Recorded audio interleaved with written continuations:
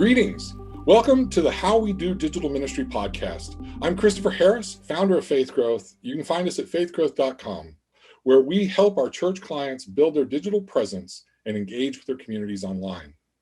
On this podcast, I have a conversation with a church leader and ask them to share how they do digital ministry in their community. Today, I am talking with José Aenlle, the creative director at Spirit of Joy Church in Orlando, Florida. José, please introduce yourself and tell us how you do digital ministry. Well, hi, everyone. My name is José Aenlle. I am blessed to actually serve two institutions. First of all, my place of worship, which is Spirit of Joy Church in Orlando. This is where I get to apply all the knowledge of digital ministry, audio, video, and everything. And I also work at Valencia College as a tenure track professor, where I get to teach students the same things that I apply basically in the church and in a small business that I had prior to that. So I'm very blessed to be able to serve my community in both, the worship aspect, and then also connecting with young people and teaching about this wonderful field and technology. I'm mostly audio trained. So that's, music production or post audio or anything like that. Anything that has to do with, Pro Tools and recording engineering or mixing or mastering. But I got very heavily into film and video and lighting and things like that. And that actually used to be where I started at. So in my education, I started in film. Then I was like, I actually have a passion for music. So I am actually the music director. And if you were wondering what creative director means, it's when you're the music director, but you have to do more stuff. Then they just put the word creative. I love that. So yeah, so basically, when our pastor Ryan Gerlach came in the scene, I believe it was in 2016. We started doing. He has a film background, and we started doing more videos together. Oh, wow. So some of the unique things that we do in our ministry and how we do digital ministry is actually through comedy.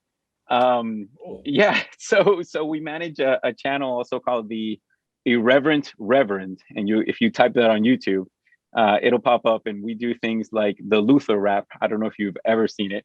Or in our church channel, we have also, if you remember that According to Kids series. Yes. Well, we realized that there wasn't one on Martin Luther. So we worked with our preschool director, who happens to be my wife as well. And they taught the story of Martin Luther to the kids for like a whole week and a half or so. And then I went in and recorded the kids telling me the story. And then we had our drama team act out what the kids were saying.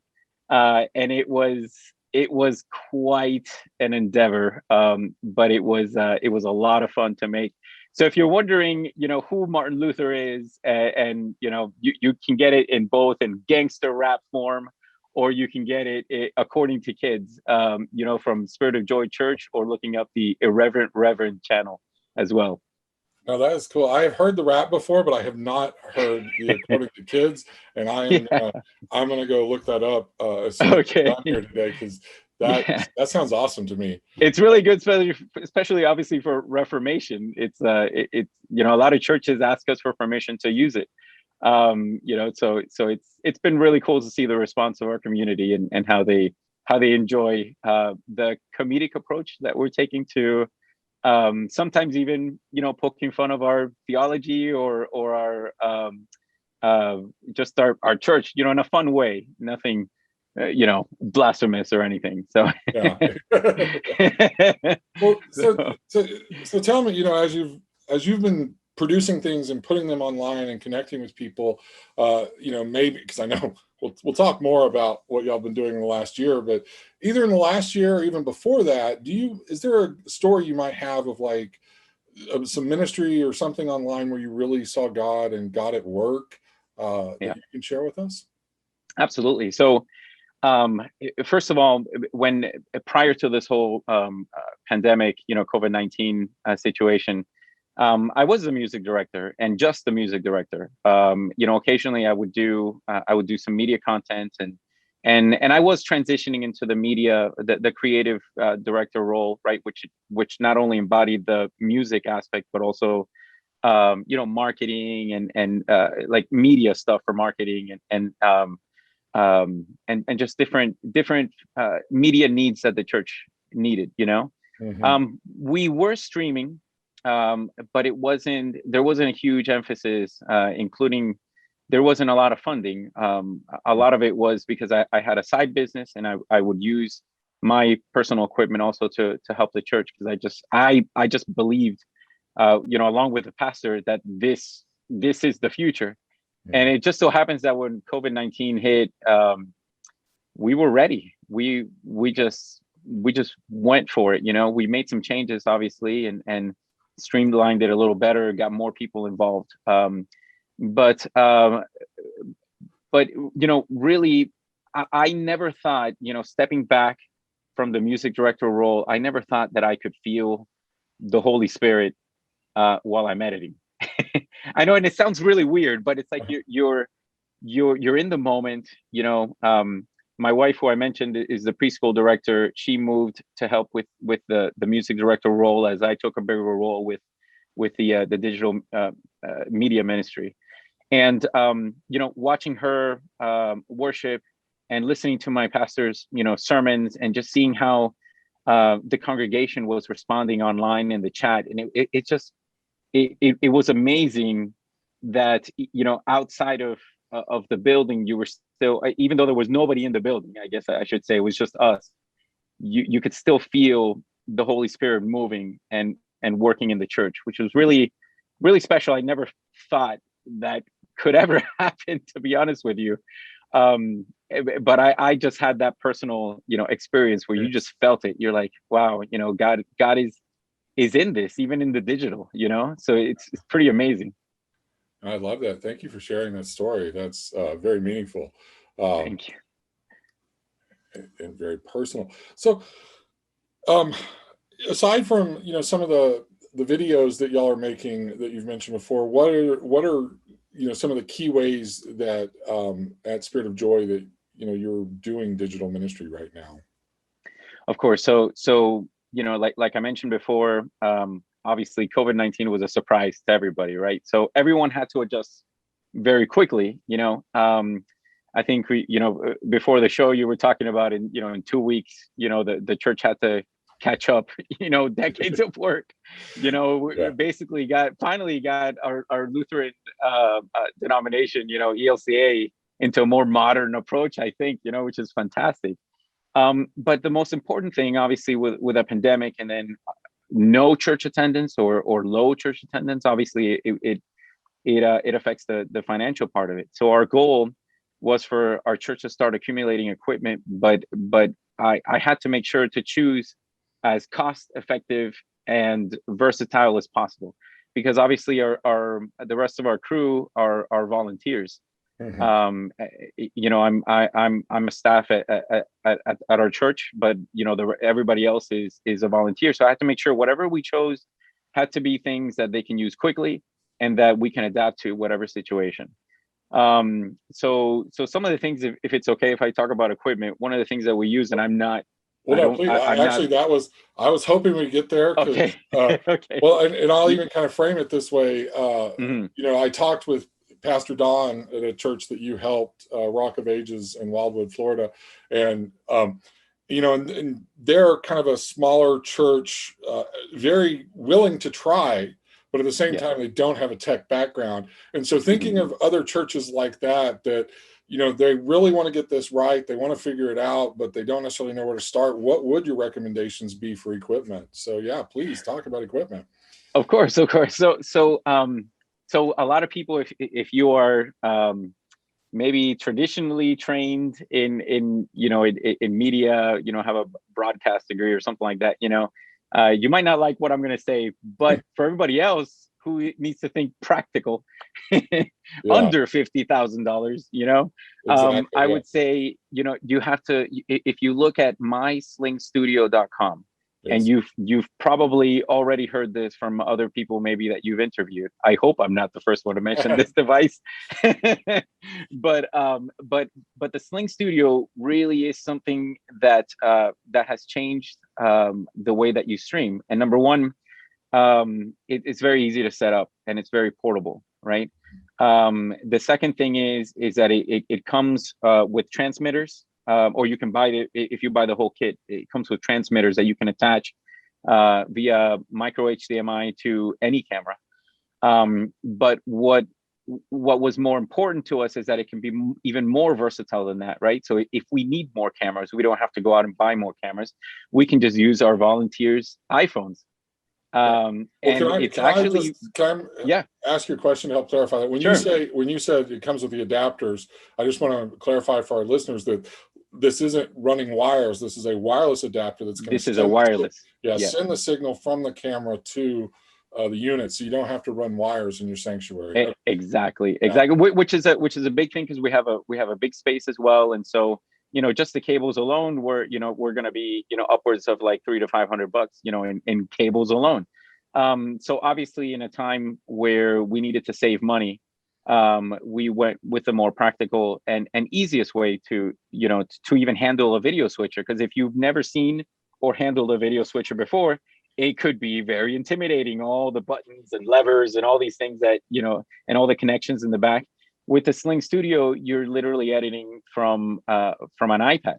Yeah. And you're just putting things into into the recorder or the monitor, or you can get things ready with text. You can upload graphics, things like that. So it enables my team, who are volunteers, and many of them have never done this before, to be experts. You look at our service, and I think it looks pretty good, compared to a very high budgeted church production.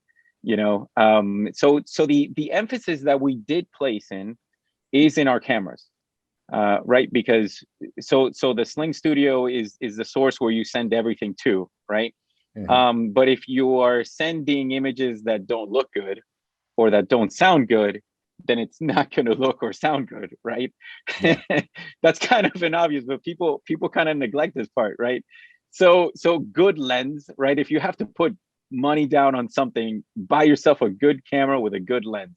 Yeah. And I'm a fan of the Sony series. For example, like the Sony A7S III, for example, that's by no means a cheap camera, but it is a very versatile camera that if you buy a decent lens with it, I mean, it can make your footage looks like you're using like a red camera or something, which is like tens of thousands of dollars, or the Alpha line of Sony is also pretty cheap as well. Like we're talking about, I think the A6500 or whatever the latest, 6000 series is, I believe it's like under $1,000. What's not cheap from Sony is the lenses. But that's because they look really good,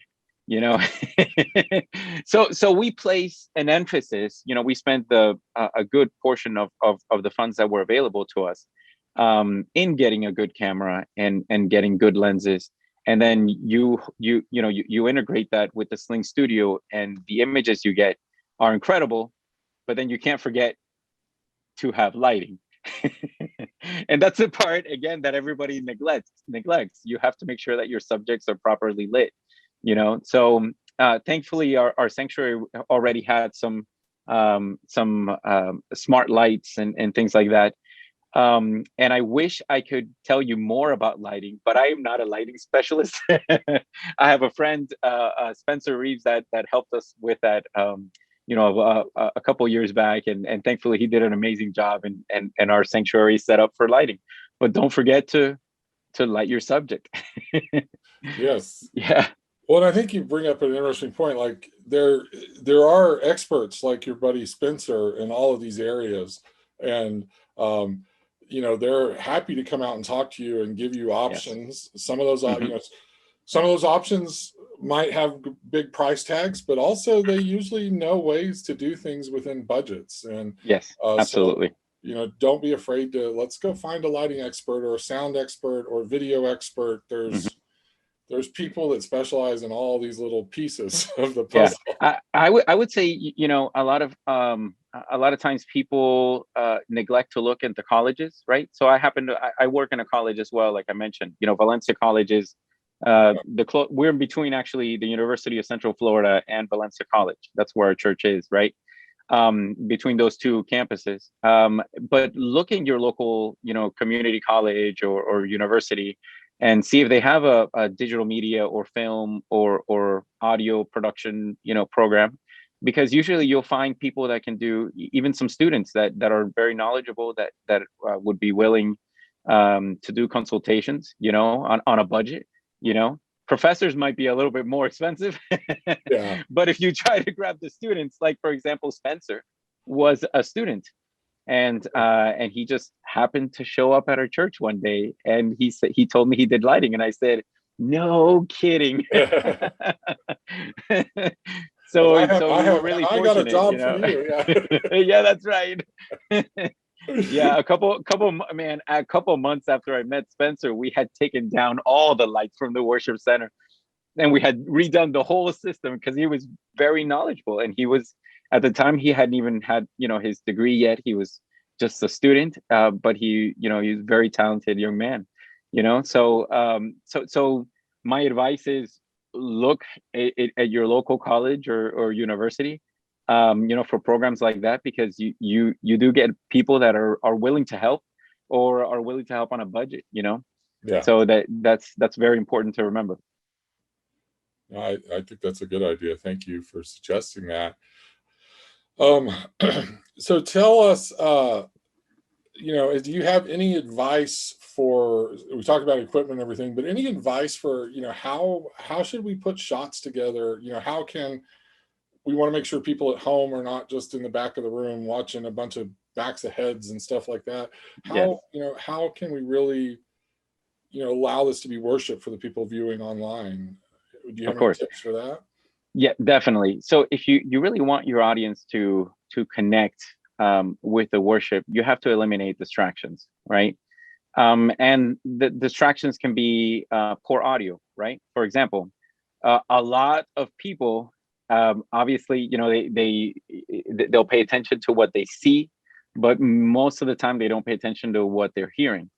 Mhm. So a lot of people will buy a camera, and then they'll just use the audio off of the camera, right? Yeah. And that is the worst thing any human could ever do, is use audio. It's two things. I'm sorry. It's use vertical video from their iPhone or mobile device. Oh my gosh, vertical video is terrible. It's useless. Yeah. And the second thing is just use the audio straight off of a camera. When your pastor starts to give the sermon, and you can barely make out what they are saying, because the reflections of the room or the air conditioning or other audio sources that are getting in the way of the message, people are just going to disconnect. They're going to turn off the stream. They're going to go do something else, because they don't really understand what's going on. You haven't really submerged them into what you haven't captured their attention, because there's so many distractions, or they're struggling too much to comprehend what's happening because of things like reflections in the room and things like that, like the way the audio bounces off the walls and stuff, and cancellations that happen, so the voice sounds thin and stuff like that, right? So number one, getting like a small mixer. You can find mixers. I think Sweetwater sells like a Yamaha. I don't remember the exact model, but it's like you can find small 8-channel mixers, less than $500, at Sweetwater, for example. And you can connect your audio sources there, and then through an aux or whatever, send it to the Sling Studio. In the it has a 3.5 millimeter headphone jack, right, that you just plug in your audio source in there, and so you're getting the feed straight from the microphones, right? Yes. At the same time, if you have everything mixed, right? So I was watching a live stream of my sister is a singer, and so she sang at a church last Sunday, and their mix was okay, but what they were lacking then was the interaction of the congregation, because they actually were in Florida, so the churches are open and most of them are meeting, so we're starting to see more people in the services, right? So we were lacking that interaction of the congregation, right? So the two things you can do is either give me poor audio or then give me such concentrated audio that I don't know what's happening in the room. So people clapping, for example, people cheering, any kind of interaction from the congregation. Having a room mic will make your music, will make the sermon, when people clap or when people laugh or something like that, right? I'm always riding that fader. It goes up if people clap, and then it goes right back down, right? And people are clapping or there's something going up, boom, I bring it right back up and I bring it right back down, because we want the if they're saying the creed or they're saying any of the prayers or anything that the congregation is repeating, you want to have those room mics, but you don't want them active all the time, right? This is where knowing audio is important. If you have it active all the time, then chances are some of those frequencies are going to cancel out your original audio sources, like a lapel mic or something like that. If you hear it straight from the pastor's lapel, but then you're also hearing it from the room, you're going to get like this comb filtering sound. It just sounds weird. So that's a fader that definitely you want to ride, so that you can make, you can submerge your audience. If your audience is in their living room, maybe they're in their pajamas, but they feel like they are there in the congregation, and there's all these little nuances that help people feel like they're still there. Yeah, well, and I think you brought up an important point that some people haven't thought of, is like that hey, getting that separate soundboard allowed, like you're creating a specific mix for the stream that is separate from the house mix. And absolutely, so I mean, there are definitely some ways you can throw the house mix into the stream, but you're going to run into the problem, because I've done that before, so I know. And like the biggest problem you're going to run into is what you just identified. They can't hear anything in the house at home, and they need that ambience. They need, like you said, need that.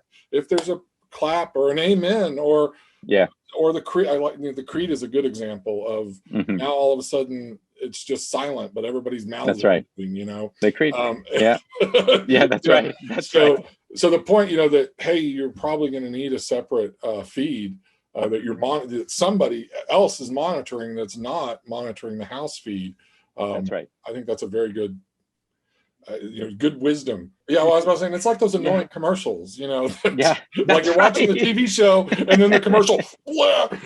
That's right. That's right. Yeah, Hulu is notorious for that, because I think they still haven't streamlined, like, hey, everybody make shows at this audio level. And so they're, at least for commercials, right? So you're watching a show, and then all of a sudden a commercial will come on, bam, and then it's super loud, and then you're turning it down, and then your show comes back on, and then you're turning it up. You don't want that. You want to eliminate distractions. That you want people to worship. You have to get rid of that distraction. And so a separate feed is a sound feed for interesting enough, we the way we do it at our church, I think, is different. I'm not sure how many people are doing this, but I did it just because the board that we have also acts as an interface. So we didn't have to get the audio feed directly from like feed it from our board to another board or something like that for the streaming portion, right? So what we do is we have our front of house board, which also acts as an interface, which feeds into Ableton Live in our MacBook Pro. And so I use Ableton Live to mix, but you can also do this with Pro Tools or others. I found Ableton Live is just more simple, right? And it tends to run a little faster in like older computers. And I believe Ableton Live also does Windows as well. We're primarily Mac, but I believe it does Windows as well. And it's one of those where it's a one-time buy, and there's no subscriptions now or anything like that. Actually, much same as Logic, but there's some really good It's only readers. like $230 too. I just Yeah, pulled it up in my mind. that's right. Yeah. So we have our front of house board that acts as an interface, and it's hooked up to our MacBook Pro. And so we are in the audio settings. Obviously, we have the input is the interface, right, which is our board, and the output is just the headphone jack. Yeah. On our computer, and we feed that headphone jack on our computer to a little preamp so that we can control, a final level of tweaking, and also so we can monitor it through headphones from that preamp, and then from there we send it to the Sling. And it works really, really well because we can add compressors, we can add reverb, we can, you can either get yourself a little artist mix controller or any kind of controller, or you can just mix from the screen itself if your computer has like a touch screen or something, or with the mouse is fine too. Whatever works. But using Ableton Live, I think is really good. That's a nice solution because you're not putting two microphones in anyways. So it allows you to grab off of the main board, but then customize it. And exactly. I mean, $229 in this world is so inexpensive as far as Is there a favorite, as y'all are doing the live stream, do you have a favorite piece of technology or equipment that you just feel you can't live without? What? Oh, well, I would say our cameras, obviously. Because we not only do we use it obviously for streaming, but we also use it for our productions. Like, for example, something that we're working on right now is VBS, right? So one of the things that we love to do in VBS is we'll do a daily vlog of those 5 days, right?